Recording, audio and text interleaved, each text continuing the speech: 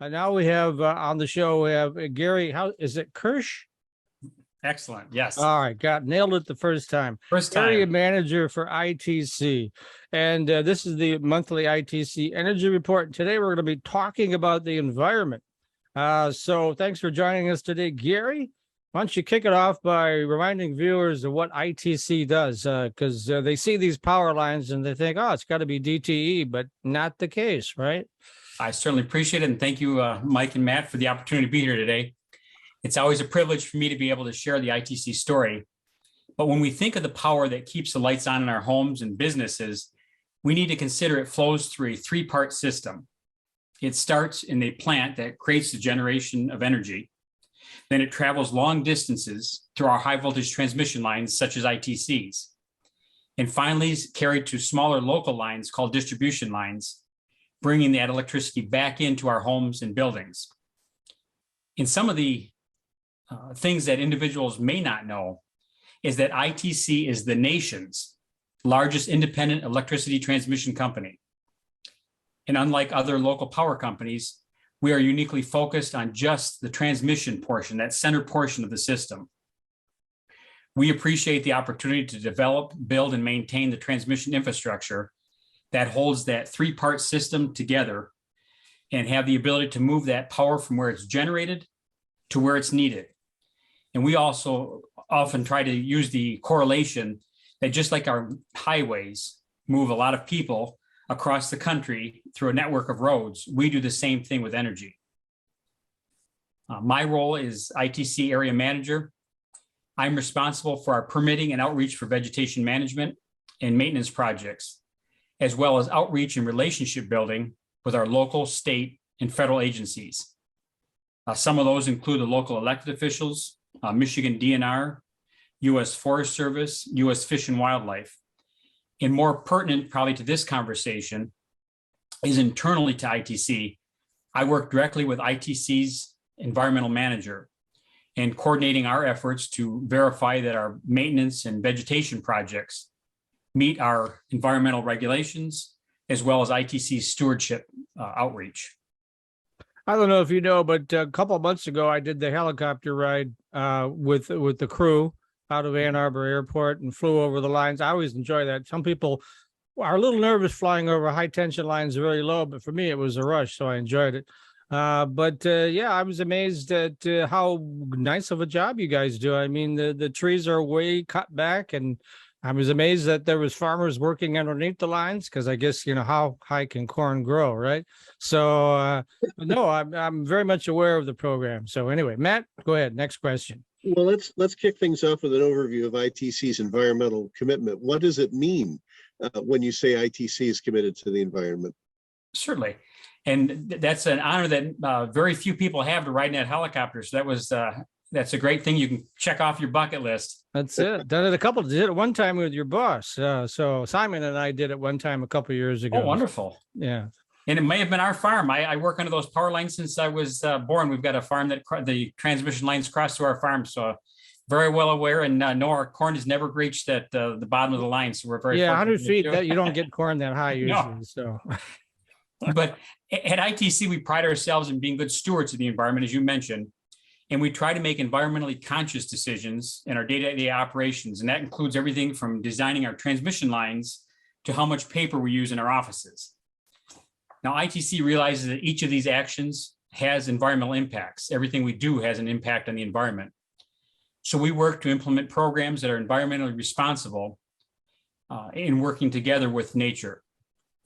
As employees, we are extremely fortunate to work for a company that encourages our environmental engagement, going so far as to have kind of a mantra that environmental stewardship starts at home. And a perfect living example of that is if you've had the opportunity to visit our headquarters in Novi. Mm-hmm. We have 92 acres on our campus, and that features a number of things, but a few of those is a naturalized transmission corridor that crosses next to the building. We have a diverse woodlands, open green space, wetlands, a nature trail that our employees can walk, in a large pond out front that is kind of like the showpiece of when people are going on 12 Mile and M5. These grounds are maintained under sustainable environmental principles that we utilize both our employees, community groups, and then we utilize those individuals to implement educational outreach programs. And also we have on our campus, as well as throughout our corridors, we try to also have management for invasive species while also promoting the habitat for native, endangered, and threatened species as well. Okay. Well, and I guess that helped you earn the Wildlife Habitat Council Award, right? That you recently received? Yes, we did. It was a very interesting and enjoyable night. We had the opportunity to be down in the Book Cadillac. I was able to attend because we were actually local here in Detroit. And it was, we were honored to receive the 2022 Gold Tier Program Award and also the Forest Project Award. And that's from the Wildlife Habitat Council. And that covers our projects, some of them that I just mentioned at our Novi headquarters. But one of the interesting facts that I don't know if many people would know, ITC has actively participated in the Wildlife Habitat Council program since way back in 2008. And we're very proud that with the addition of this year's awards, the 2 awards we got this year, ITC now holds 14 Wildlife Habitat Council conservation certifications. And the certification is when we go through the process and we have to turn applications in, and they actually review the programs that we have and verify that we're actually implementing them. And the implementation of those programs includes restoration, creation, protection, and enhancement of habitat, as well as the removal of invasive species, and then making sure that we have management of those sites. And those 14 certifications cover not only our Michigan properties, but also in Iowa. And one of the things that I know marketing has us getting out there and making sure that we're promoting as employees, but also as a company, is that we're focused on a greater grid for a greener future. Can you tell me, give me a few examples of how you involve the team, how you involve employees in these environmental initiatives? Sure. One of the things that ITC, once you become an employee, not just in the environmental side of it, but also as a team, if we're doing a new planning project or maintenance, it's very early on that you find out that you are part of the team. It's not just somebody that's telling you what to do, and it's not management down. It's somewhere in between, because the employees have an opportunity to be able to participate. And our commitment to the environment starts with our employees. Each one of us as an employee have an obligation. And over the years, we've implemented a waste reduction program, and the employees have embraced and actually continuing to improve on it. And since 2012, ITC has reduced its landfill contributions by roughly 50%. And that is a major thing when you have almost 700 people in a facility, as well as across not only Michigan, but our other facilities. We're very proud of being able to reduce our landfill contributions. ITC employees are invited to participate and suggest conservation and habitat projects. And in some instances, we've done those. We've included butterfly gardens. We've included bluebird houses on our property. And 2 of those were, or both of those, I should say, were suggested by one of our employees. We also have other programs that either are suggested by our employees or the environmental team. And each of these programs, I've written a few down. I want to make sure I didn't forget them. So I've got a few down here I'd like to talk about. Yeah, go ahead. And the Great Backyard Bird Count. And this is something that's across the nation, but ITC actively participates. And this is where we're tracking migratory patterns and trends across the U.S. And this is a partnership with the National Audubon Society.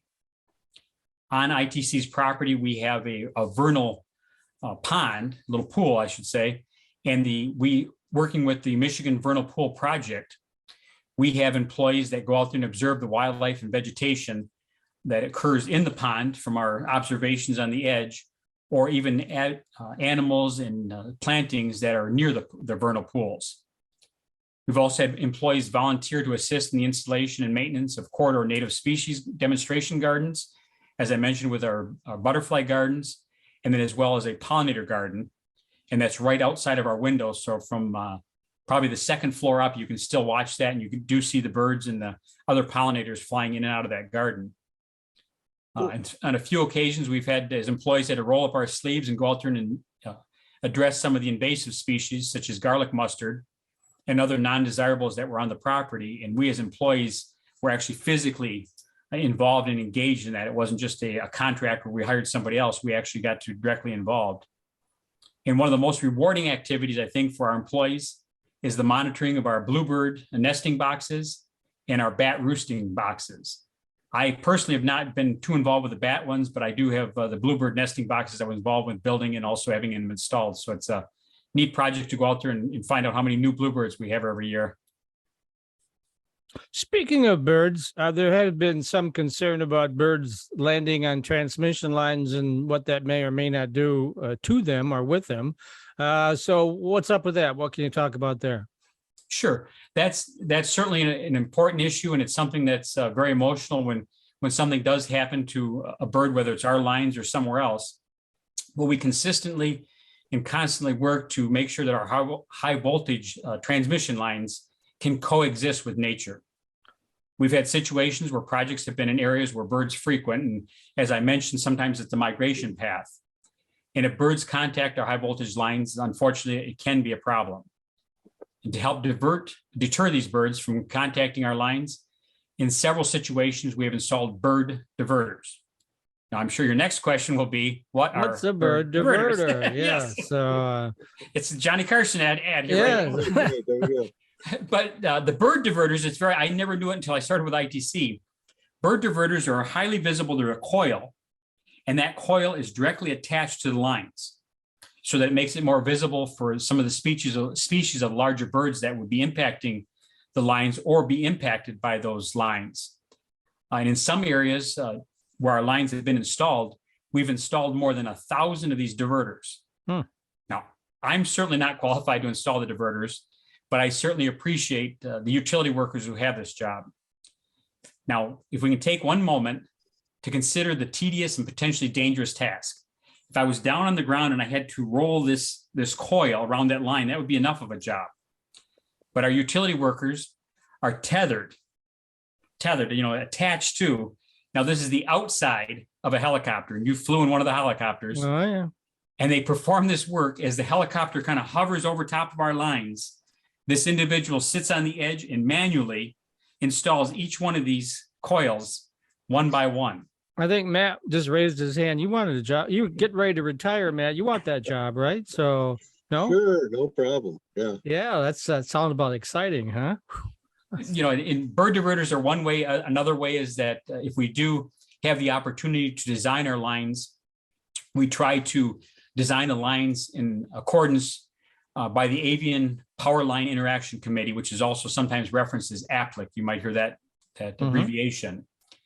And for the APLIC requirements, we need to make sure that we design our lines and the tower components, that would be the actual structure and the arms that we put up, so that we can separate the lines from that structure or from lines to lines at a distance that's great enough that a large bird species, such as maybe an eagle, a hawk, or an osprey, would not be able to physically make contact with two of those points. And this avoids any electrocution. Yeah, I would do it. Say at that point they become a conductor, right? Yeah. So yes, that's what you're looking to avoid. And as you mentioned, our focus would always be to avoid 100% of these, but unfortunately, it's never going to be possible. So we try to make sure every effort that we can to avoid any of these interactions between the birds and our lines when possible. Okay. Well, we're running out of time. Go ahead, Matt. Say it. No, I was just going to say we've reached the end of the segment. So if people would like, more information on any of these topics, where should they go? Sure. You can certainly contact ITC, and you can go at ITCTransco.com. And if you can actually direct your email directly to me if you want, and that's G Kirsh, Kirsh, and that's at ITCTransco.com. And I can certainly get that information back out to anybody within ITC that would have that subject matter expert.